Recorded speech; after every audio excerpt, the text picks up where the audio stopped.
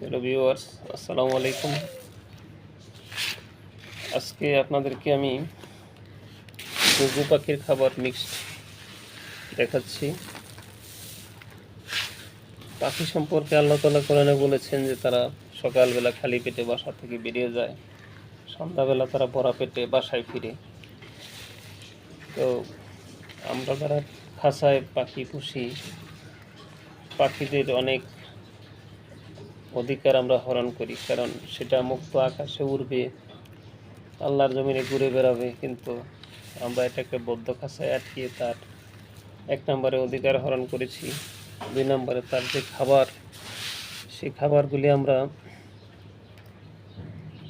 সব চাহিদা আমরা পূরণ করতে পারি না। যেমন আমি প্রতিদিন সবুজ ঘাস দেওয়ার ইচ্ছা থাকলেও দিতে পারি না, মনে থাকে না, ভুলে যাই, অথবা বাইরে পাওয়া যায় না এইসব।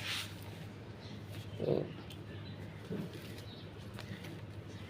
যাই হোক, আমি আজকে এর মধ্যে মিশিয়েছি আপনার গম, পোলাওর দান, কুসুম ফুলের বীজ,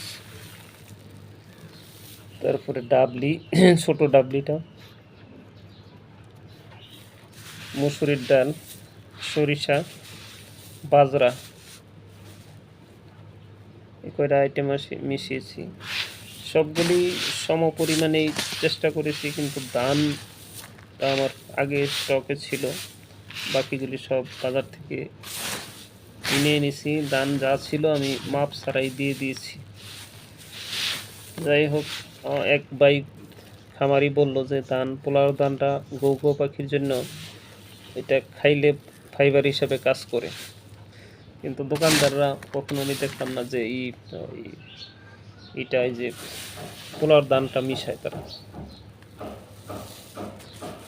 সুতরাং যাই হোক, আমি চেষ্টা করছি যাতে পাখির ভিটামিনের ঘাটতিগুলি পূর্ণ হয়, এবং কোনো অভিজ্ঞ খামারিরা যদি আমাকে কমেন্টসে পরামর্শ দেন, আমি খুবই উপকৃত হব। আমিও চেষ্টা করছি বিভিন্ন খামারির উপদেশ, ভিডিওগুলি দেখে উপদেশ নেওয়ার জন্য। এভাবেই আমাদের পথ চলা। পাখি পালার জন্য আসলে গ্রামের সুন্দর পরিবেশ, নিরিবিলি পরিবেশ দরকার। শহরে যারা আমরা শখের বসে পাখি পোষণ করি, এটা পরিবেশটা অনুকূল নয়, সম্পূর্ণ প্রতিকূল বাসাবাড়িতে। যাই হোক, স্বল্প পরিসরে আমি চেষ্টা করছি। অল্প কিছু কবুতর ছিল, কবুতরগুলি 2 দিন আগে বিদায় করে দিয়েছি, কারণ ওগুলি পোষা আরও কষ্টসাধ্য ব্যাপার। কবুতরগুলি ছাড়িয়ে দিয়েছি। এখন অল্প কিছু ঘুঘু আমার স্টকে আছে, আরও কিছু সুন্দর ঘুঘু সংগ্রহের চেষ্টা করব ইনশাআল্লাহ। কিন্তু তার আগে পাখি সম্পর্কে আমাকে আরেকটু গবেষণা করতে হবে। পাখিদের মেডিসিন, পর্যাপ্ত মেডিসিন পাওয়া যায় না, ভালো পরামর্শ পাওয়া যায় না।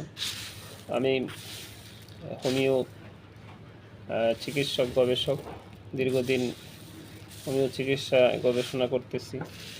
পশু পাখির ওষুধও আছে হোমিওপ্যাথিতে, এবং সেটা আমি এক সময় দিতাম যারা আমার কাছে আসতো বা চাহিদা করতো। এখন আর আমি পশু পাখি নিয়ে ডিল করছি না।